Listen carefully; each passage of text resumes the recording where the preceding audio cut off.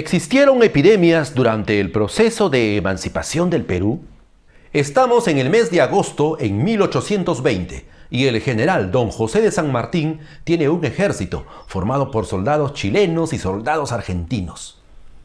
Ese mes, Don José de San Martín y su ejército parten del puerto de Valparaíso con rumbo a Perú y llegan en septiembre de 1820 a la bahía de Paracas. Sí, al mismo lugar donde Don José de San Martín sueña con la futura bandera del Perú. El próximo año, en enero de 1821, el ejército del Libertador se encuentra en Huaura, donde hay abundante alimento para la tropa, abundante pasto para los caballos y también abundantes mosquitos. El calor y las picaduras ya eran insoportables y encima se desató una epidemia de paludismo en las tropas de San Martín. Pronto enfermaron 1000 soldados. Y un par de meses después, la cifra de enfermos se duplicó. Todos estaban enfermos de paludismo, una enfermedad que en esa época también se conocía como las fiebres tercianas. Y los soldados no solo enfermaron, sino que también se empezaban a morir. Y San Martín tuvo miedo, pensaba que se iba a quedar sin tropa. En marzo de 1821, el mismo Don José de San Martín también cae enfermo y pasa varios días en cama. El virrey La Serna traslada su gobierno entonces al Cusco. Muchos historiadores afirman que el virrey de La Serna lleva su centro de operaciones al Cusco no como una estrategia militar, sino para escapar de la epidemia de paludismo. Quizás la mejor definición de lo que significó esa epidemia la dio José Pacífico Otero, fundador del Instituto Nacional Sanmartiniano y destacado historiador del prócer. Él escribió: la epidemia abrió sepulcros que no había abierto la guerra. Felizmente, en junio de 1821, la epidemia ya estaba controlada y al mes siguiente, en julio de 1821,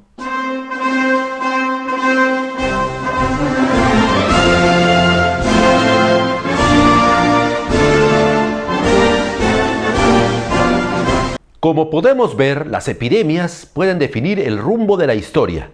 Durante el periodo de la República sucedieron muchas más epidemias.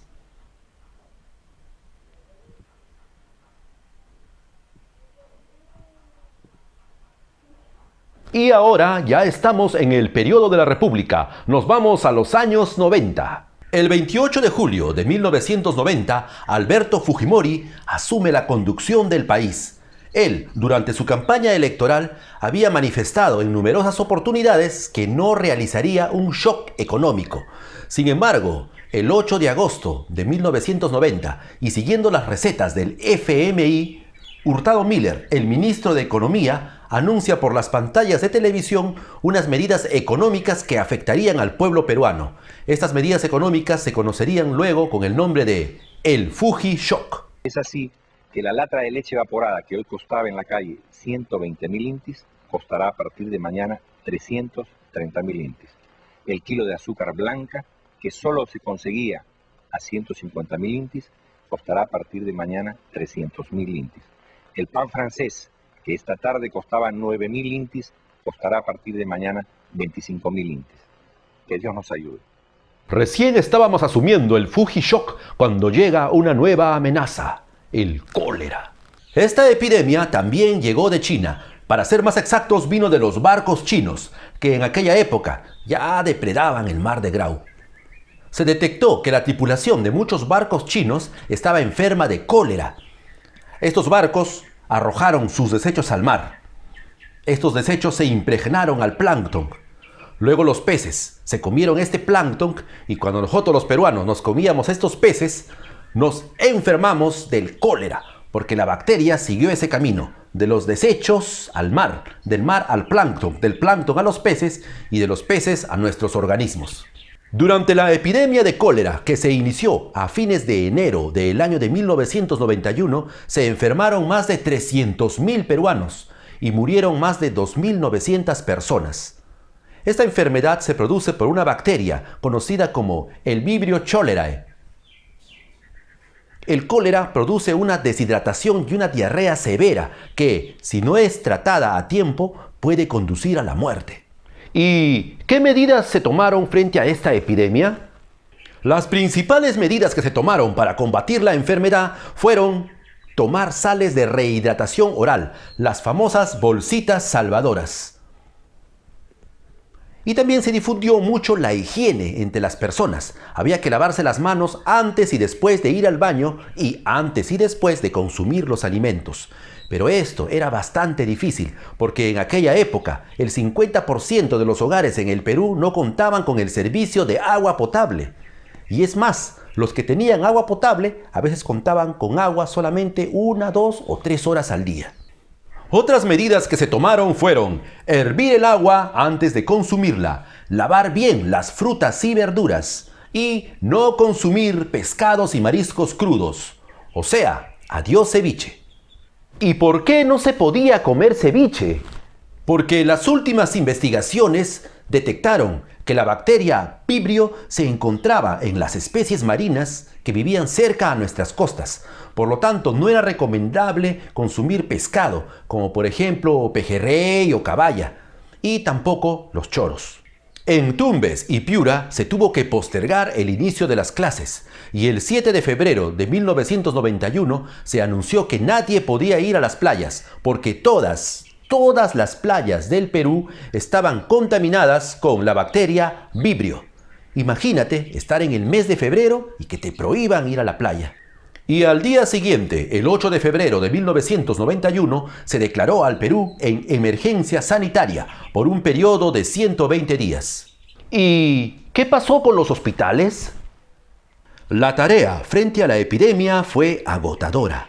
Por poner un ejemplo, el Hospital Nacional Cayetano Heredia, durante el pico de la epidemia, atendió a 200 personas por día y preparaba y administraba diariamente 1.200 litros de suero endovenoso y cerca de 1.000 litros de suero oral.